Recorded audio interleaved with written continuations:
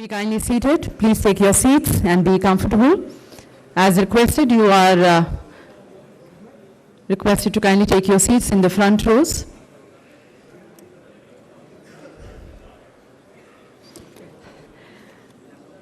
Ladies and gentlemen, I would also request you to kindly put your mobile phones on the silent mode.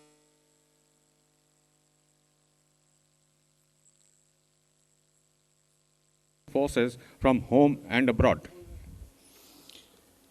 History is replete with examples of actions carried out by a small team of special forces which have changed not only the course of operations but also of the war. These men, with extraordinary courage, dedication, abundant initiative, indomitable spirit, with scant respect to their personal safety, has achieved results where conventional forces could not be employed. Some of these actions have been documented, while a lot of them remain shrouded in mystery because of political and security reasons.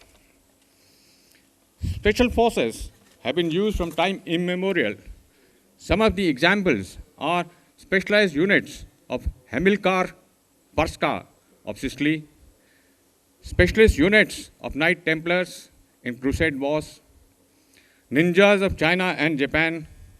Even the employment of such forces also finds mention in the Indian military writing of Kautilya.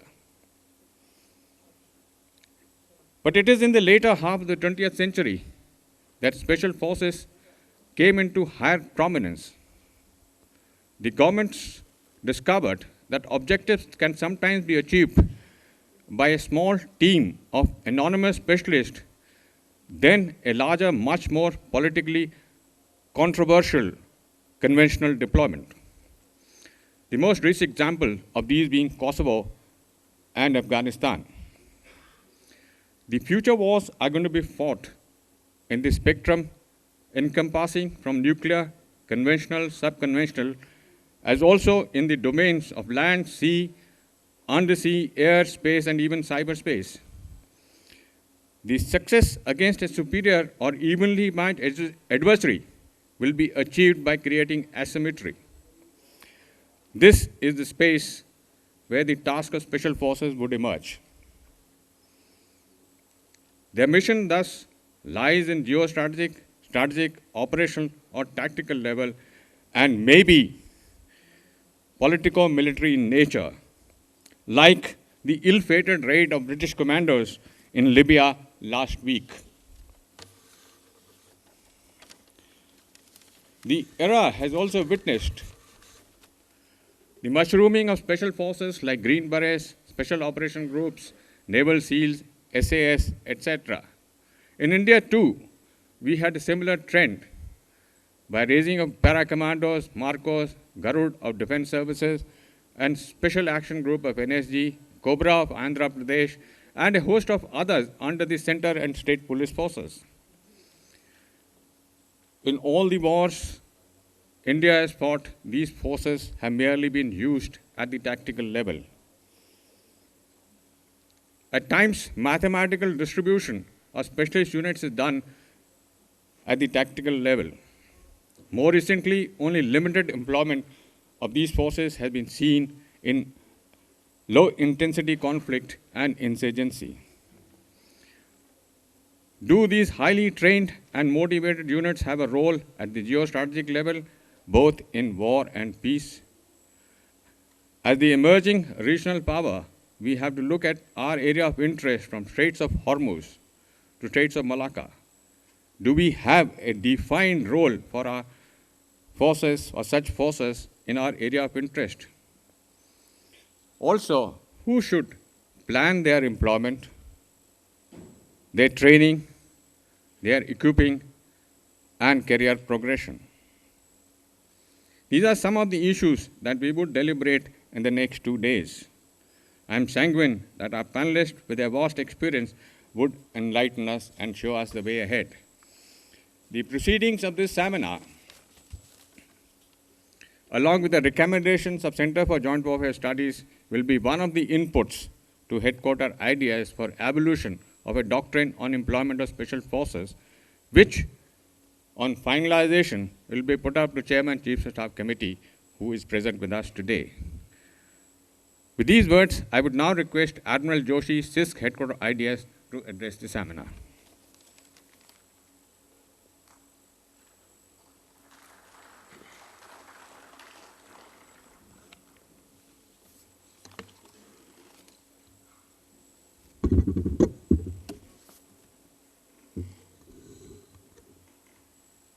Chairman, Chiefs of Staff Committee and Chief of Air Staff, Air Chief Marshal P.V. Nayak, General Lamba, Vice Chief of Army Staff, General Leader, erstwhile CISC, General Kalkat, Director Emeritus CENJOWS, invitees from friendly foreign countries, distinguished guests, ladies and gentlemen. At the outset, I would extend a very warm welcome to each one of you, and in particular convey our sincere thanks to Chairman COSC for having accepted our invitation to deliver the keynote address at this inaugural session of the seminar. Amongst eminent panelists for the seminar, we have speakers from Israel, France, Germany, and the former head and colonel commandant of the famed SAS from UK. Their rich experience accumulated under difficult combat conditions should provide us with considerable food for thought. I am sure that participants look forward to their presentations with a great deal of anticipation. History is replete with examples of spectacular and successful missions undertaken by special forces, which have often turned the tide in a war. While there is a need to retain core competencies and individualities of services or arms, as in every other form of warfare, in special operations too, there is an overriding requirement of interoperability and jointness, without which success would be difficult to come by. Lack of coordination between individual components has often been cited as an impediment to achieving desired outcomes from a SF mission. I am sure the participants will address these issues in sufficient depth and at appropriate levels. In the November 2008 operation at Mumbai to weed out terrorists, SF operations again came into sharp focus. Though it was essentially a counter-terrorism operation, the importance of correct equipment and training while operating in an urban setting was highlighted in ample measure. I am confident that with the participation from the industry in this seminar, we should be able to take forward the process of identifying evolving technologies suitable to the Indian context. In trying to conceive a vision for special forces, we realize that there are many factors which are intertwined, ranging from policy and national security interests at the macro level to an effective command and control organization at the execution level.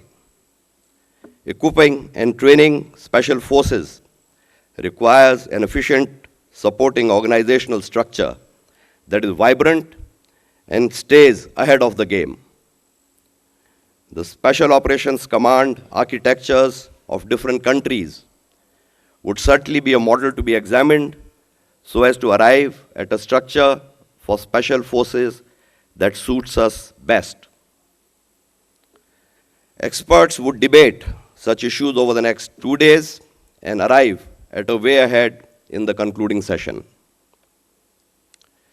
More than anything else, I believe it is the fleet-footedness, agility, the ability to think quickly on their feet and innovate to adapt rapidly to dynamic situations that sets apart a successful SF operation from an embarrassment.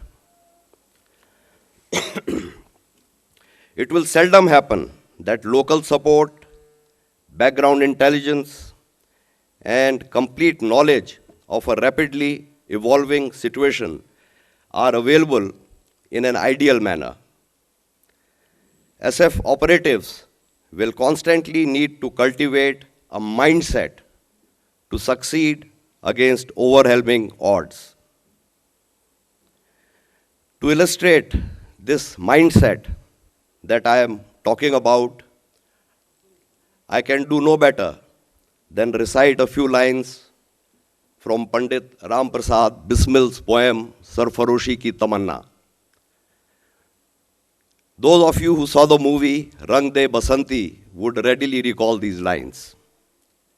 हाथ जिनमें हो जुनून कटते नहीं तलवार से, sir जो उठ जाते हैं वो झुकते नहीं ललकार से, और भड़केगा जो शोला सा हमारे मन में है, सरफरोशी की तमन्ना अब हमारे दिल में है.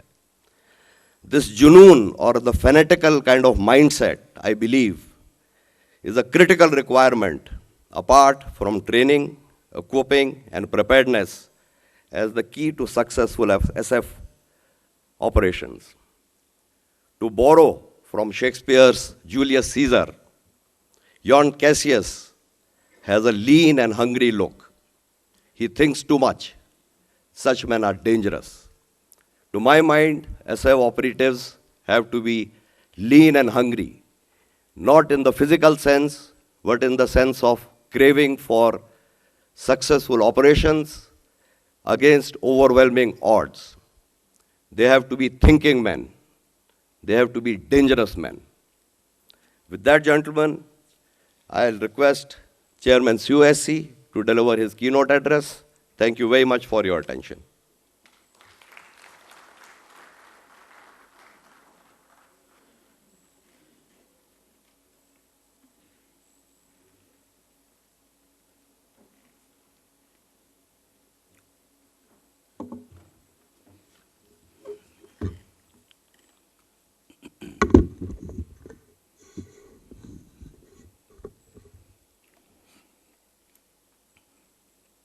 Vice Admiral Joshi, General Kalkat, General Kapoor, Sri Jayan Baranwal, distinguished guests in the audience from India and abroad. From my physique, I'm sure all of you have understood that I'm not a special forces man.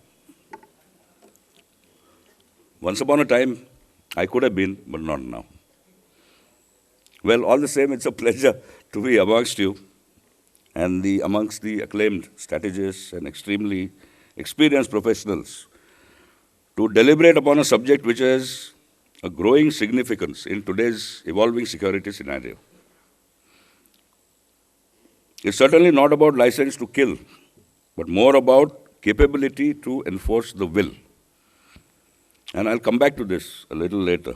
There was a time when 007, as you all know, had his handlers' hearts in their mouths with his antiques and the beautiful Miss Moneypenny drooling all over.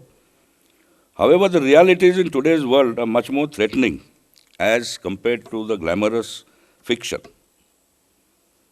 Commandos slithering down to the rooftop at Nariman Point, or SAS evacuating their citizens are more frequent today, as is the evolution of the bonds into their new avatar.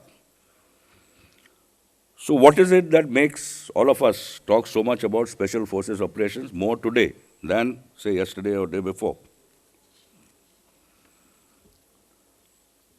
Structured military activities have always required the support of specialized assets in order to achieve their objectives. Hence, special forces have gained in prominence over the years. It has been found that certain objectives can easily be achieved, like it was brought out by the speakers before me, by a smaller team of specialists than a larger and much more politically controversial deployment. Carved out from the regular armed forces cadre or security forces, special forces are high-value assets, and this is one point that we need to keep in mind throughout. Highly capable of delivering effects disproportionate to their size. If you look at today's, what I call fourth generation warfare, it basically encompasses attempts to circumvent or undermine an enemy's strengths while exploiting his weaknesses. This warfare thrives on using methods that differ substantially from the opponent's usual modus operandi. Now, throughout their evolution during the 20th and 21st century, the Special Forces units have had many spectacular successes in achieving national objectives also. No wonder that the mention of Special Forces instantly fills us with a bit of overwhelming kind of awe and respect for these brave men. Legends abound about having 6 drinks and thereafter eating the glass and then running 25 miles to capture an objective. All of us have heard these legends. Some of them are true. In today's era of fewer wars and more conflicts, sub-conventional threats assume greater significance. Neutralizing threats across the entire spectrum of conflict poses challenges which are quantitatively and qualitatively different. Hence, ladies and gentlemen, we'll need to cater for a full spectrum of threats, from nuclear confrontation through conventional war to conflicts limited in area, scope, or objectives. We need, therefore, a full range of capabilities with the ability to dynamically swing between them. Future conflicts, as I'm sure all of you will agree, are likely to be swift, sharp, intense, as well as more challenging and more unpredictable. They will require a capability for assured, calibrated, and flexible responses, as well as a projection of national power in all forms. Being a combat aviator, I understand the pivotal position that Special Forces occupy in the prosecution of military operations. And I am aware that these are the forces that can be surgically employed in conflict scenarios to achieve your aims. The fact that a lot of nations are downsizing their armed forces and adding muscle to their special forces says it all.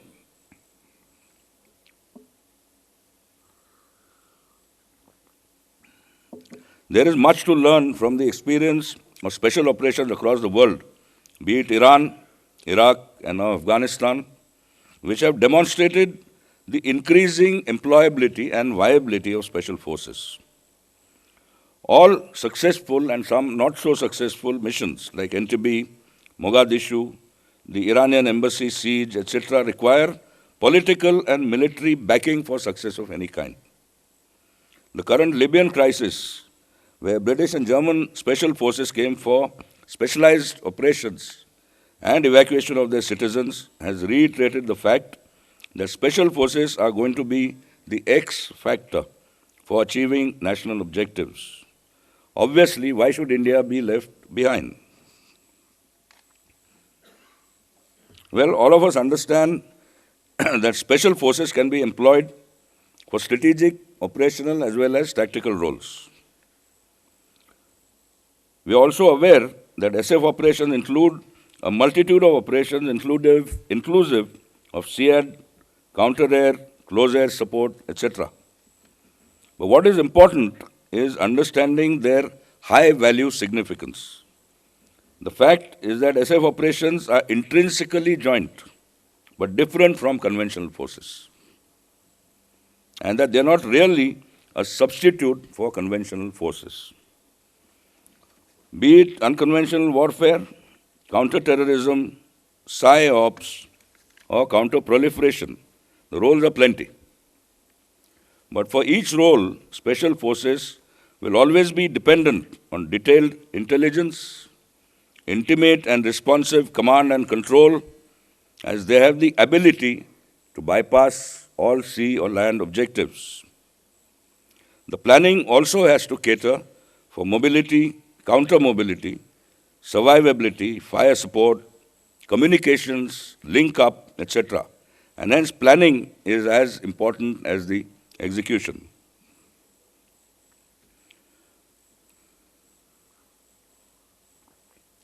In today's warfare, where there is a blur between war and politics, soldier and civilian targets, peace and conflict, battlefield or fratricide, there is a big challenge in SF operations. Additional challenges include integration with conventional forces as well as government agencies when needed. However, in all this, the special forces must preserve their autonomy to protect and encourage the unconventional approach, which is the soul of SF. On the part of powers that be, there is an inability, I feel, to conceptualize the application of special operations, theory and doctrines, especially in our context. Added to it, there is an inexplicable reluctance on the part of our military to forge an integrated joint services approach towards the SF and special operations. All this is because, in my opinion, even the military poorly understands SF capabilities, and they see the SF as the shadow guys who go and fight their own war. While I do not wish to dwell on aspects that are best left to experts, I do hope the seminar examines the issue of concept of employment of special forces in its entirety during the next couple of days. In India, we have 10,000 plus special forces. They are scattered, service-specific, or domain-specialized. The question is, do we have a national vision or policy for the employment and the risk-taking of these forces? As you know, there is a political fallout for the kind of missions undertaken by special forces. Now, while political will can change overnight, the capability cannot be built overnight. In the current scenario, when sometimes the adversaries dictate the rules of engagements, we require to act swiftly, flexibly, and decisively. The reaction time would ultimately decide the outcome of a mission. In crisis situations, special forces could create the much-needed headway in unpredictable ways and enable conventional forces to regroup, plan, and strike. Therefore, a quicker reaction time would mean that we pack some essentials into this tight-knitted entity.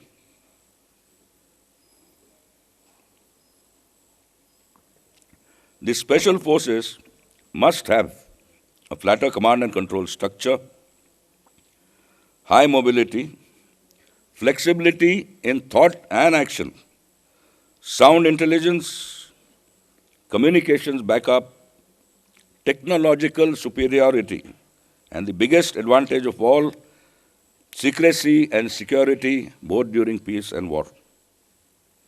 These vital constituents make the special forces adaptable, lethal units, capable of achieving limited objectives, and what is important is that thereby opening a large number of options to the national leadership. In times of crisis like the 26/11 incident in Mumbai, what the leadership needed were options. So special forces could create many more options for the national leadership in times of national crisis. It is important that first we clearly identify the roles and missions within our sphere of operations. Deliberations during the seminar should provide you with good pointers in this direction. While equipping, training,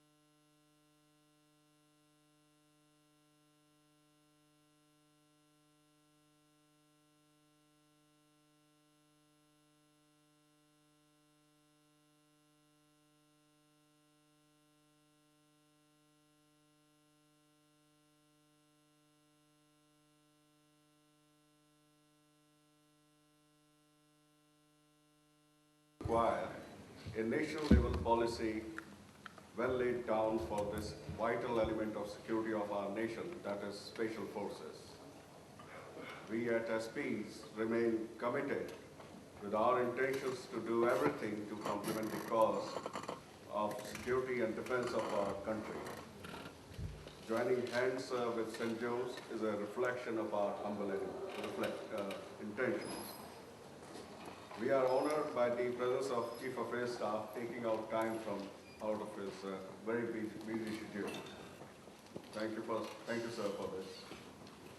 We are grateful that our panelists from abroad could take time to share their views.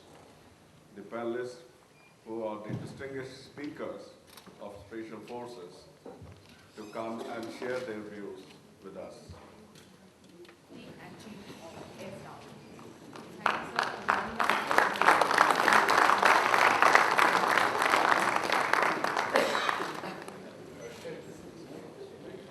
We express our thanks to Vice Admiral Devendra Kumar Joshi, PBSM, AVSM, YSM, NM, VSM, Chief of the Integrated Defense Staff, and the Chairman COSC.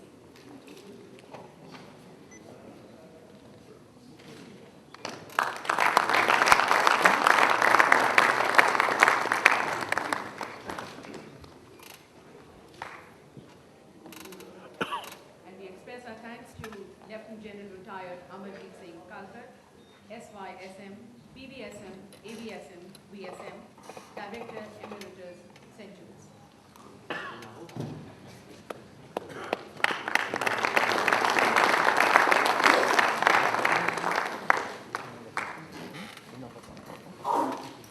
Thank you, sir, and thank you once again to all the dignitaries present on the dais for joining us, and thank you to each one of you, ladies and gentlemen, for joining us in this inaugural session. I now request you to kindly join us for tea, which is being served on my right side, and we shall be reassembling the small. Request you to kindly join at 10:55 so that we can start our Come back, and we are ready to start. I think we have been able to put in some life there, but I think it's still on the ventilators. So as long as it keeps functioning, we are good to go. We start with our first session, where the topic is concept of employment of foreign special forces. I now take this opportunity of inviting and introducing the chairperson of the session, Lieutenant General Retired H.S. Lidder, PVSM, UISM, YSM, VSM, ADC, former CISC, headquarters IDS. A commando dagger, he has served in 3 para, 9 para special forces, 10 para special forces, and commanded 9 para special forces with distinction in Operation Bhavan. He has been an instructor in Commando School, Belgaum, and Senior Commando Wing, Army War College, Mao. He was the first military liaison officer in Embassy of India at Colombo during Operation Bhavan. He has been the Defense Military Advisor in Embassy of India in Washington for over 3 years. The general has extensive experience of sub-conventional warfare, having commanded a brigade along the line of control in Mendhar district of Jammu and Kashmir. He assumed the appointment of Chief of Integrated Defense Staff to the Chairman, Chief of Staff Committee on 3rd March 2006 and hung his uniform on the 1st of October 2008. I invite the chairperson of the session, Lieutenant General Retired H.S. Lidder, as the chairperson of the session, ladies and gentlemen.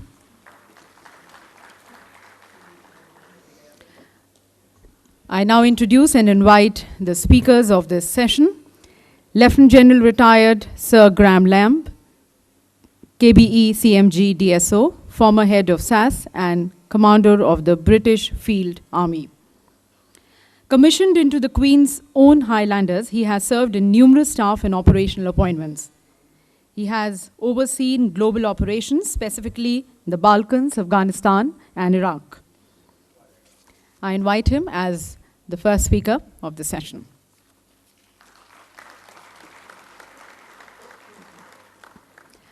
Our next speaker, Brigadier General Eyal Eisenberg, Commander Gaza Division, Israel Defense Forces. As the Commander Gaza Division from 2008 to 10, He led the Cast Lead operation. He was the commander of the Paratroopers Division from 2005-2008. He has also commanded the Israeli withdrawal from the security zone in southern Lebanon. He was the commander of the Shaldag Unit, the Air Force Special Forces. From 95 to 96, he was the head of Operation Branch, Air Force Special Forces Command. I invite him as the second speaker of this session.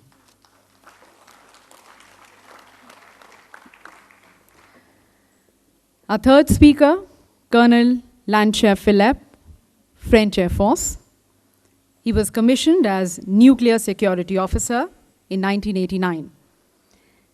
And in 1995, he was commissioned as instructor at the Air Academy in Salon. In 2007, at FR SOCOM headquarters, he led the International Relationship Division for